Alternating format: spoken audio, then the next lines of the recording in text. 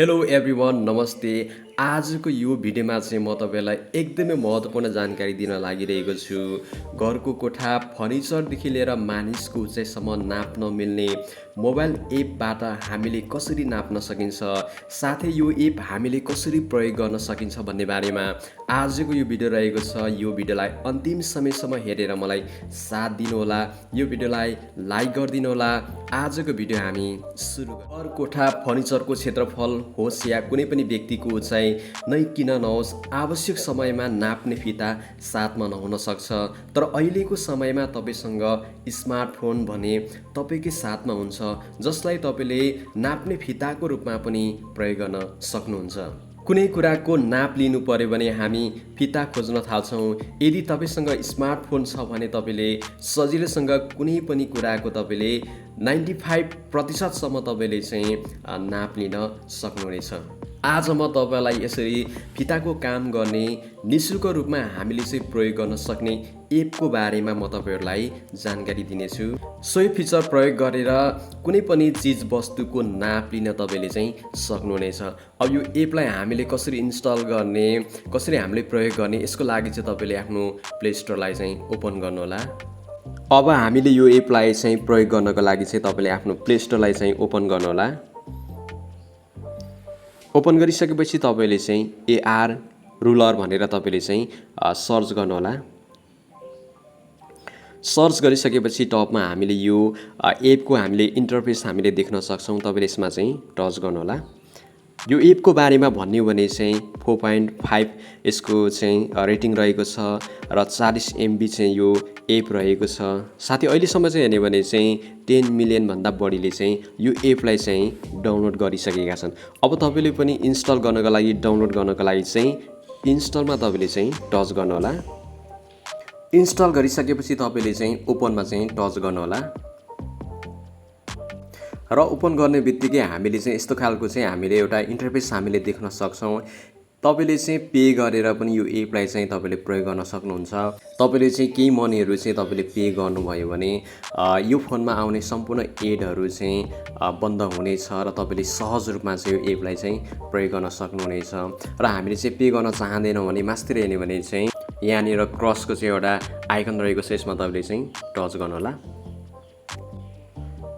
र टच गरिसकेपछि चाहिँ यहाँ हामीलाई चाहिँ कुनै पनि वस्तुको नाप हामीले कसरी लिन सकिन्छ भनेर यहाँनिर देखाएको छ। यो चाहिँ हामी भरै युज गर्नेछौँ। अब तपाईँले चाहिँ कन्टिन्यूमा चाहिँ टच गर्नुहोला। टच गरिसकेपछि चाहिँ एउटा चाहिँ एडभर्टाइज आएको छ।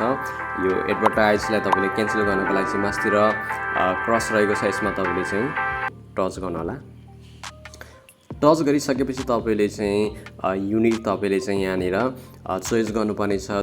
तपाईँले चाहिँ कुन बढी प्रयोग गर्नुहुन्छ, तपाईँले मिटर बढी प्रयोग गर्नुहुन्छ कि तपाईँले सेन्टिमिटर बढी प्रयोग गर्नुहुन्छ अथवा तपाईँले फिट बढी प्रयोग गर्नुहुन्छ, त्यो तपाईँले चाहिँ चोइस गर्नुहोला।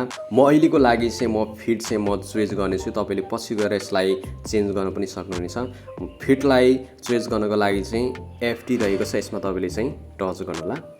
अब टच गरिसकेपछि यहाँ पनि देखाएको छ हामीले कसरी नाप्ने भन्ने कुरा हैन। हामी कन्टिन्यूमा चाहिँ टच गर्नेछौँ र यो एपले चाहिँ तपाईँको क्यामेराको चाहिँ पर्मिसन मागिरहेको छ, तपाईँले चाहिँ अलाउ गर्न सक्नुहुनेछ। र यहाँ चाहिँ हामीले टुल्स देख्न सक्छौँ। हामीले कुनै पनि वस्तुको नाप हामीले कुन प्रकारले लिने हो भन्ने कुरा चाहिँ यहाँनिर दिएको छ। यसलाई हामीले सिलेक्ट गरेर त्यो अनुसार हामीले चाहिँ यहाँनिर हामीले चाहिँ नाप्न सक्छौँ। जस्तै लाइन एन्ड हाइट भनेर भनेको छ, त्यसै गरी एङ्गल भनेर भनेको छ, त्यसै गरी डिस्टेन्स भनेर भनेको छ। तपाईँले चाहिँ कुनै पनि वस्तुको तपाईँले नाप कुन प्रकारले लिने हो भन्ने कुरा तपाईँले यसबाट चाहिँ चोइस गर्न सक्नुहुनेछ। म अहिलेको लागि चाहिँ लाइन एन्ड हाइट भन्ने म यसमा चाहिँ म टच गर्नेछु। अब हामी चाहिँ कुनै पनि वस्तुको नाप लिने त्यो ठाउँमा चाहिँ हामी आइसकेका छौँ। तपाईँले आफ्नो कुनै पनि वस्तुको बिच भागमा तपाईँले लगेर राख्नुहोला। राखिसकेपछि तपाईँले केही मुभ गर्नुहोला, आफ्नो फोनलाई दायाँ बायाँतिर यसरी तपाईँले चाहिँ मुभ गर्नुहोला। तपाईँले केही समय चाहिँ वेट गर्नुहोला र त्यस पछाडि चाहिँ हाम्रो कुनै पनि वस्तुको नाप लिने हामी चाहिँ प्रोसेसमा आइसकेका छौँ। र यसरी चाहिँ स्क्रिनमा चाहिँ हाम्रो चाहिँ यहाँनिर हामीले चाहिँ देख्न सक्छौँ।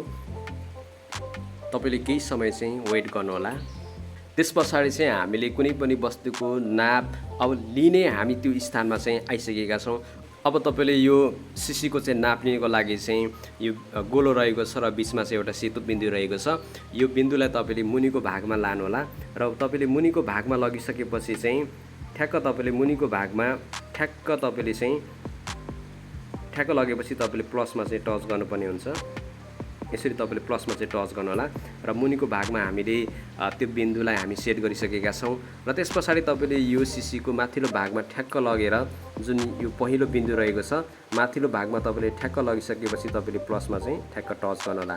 टच गरिसकेपछि हामीले देख्न सक्छौँ यो सिसीको चाहिँ हाइट रहेको छ 0.37 फिट भनेर भनेको छ। यसरी हामीले कुनै पनि वस्तुको चाहिँ हामीले नाप लिन सक्छौँ र यो नापलाई तपाईँले डिलिट गर्न चाहनुहुन्छ भने यहाँनिर डिलिटको अप्सन रहेको छ, यसमा तपाईँले टच गरेर डिलिट गर्न सक्नुहुनेछ।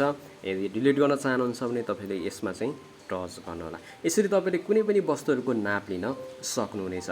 अब तपाईँले यो एपको सेटिङको बारेमा पनि हेर्नेछौँ। त्यसको लागि चाहिँ मास्तिर यहाँनिर भने चाहिँ एउटा आइकन रहेको छ, यसमा तपाईँले चाहिँ टच गर्नुहोला। टच गरिसकेपछि यो एपलाई हामीले चाहिँ रेटिङ पनि हामीले दिन सक्छौँ। तपाईँले चाहिँ यसमा टच गरेर चाहिँ तपाईँले रेटिङ दिन सक्नुहुनेछ। सपिङमा टच गरेर तपाईँले ओकेमा यसो टच गरेर चाहिँ यसलाई रेटिङ पनि तपाईँले दिन सक्नुहुनेछ। यदि तपाईँलाई राम्रो लाग्यो, बेस्ट लाग्यो भने तपाईँले 5 रेटिङसम्म पनि दिन सक्नुहुनेछ। यो एड आइसकेको छ, यसलाई हामी क्यान्सल गर्नेछौँ।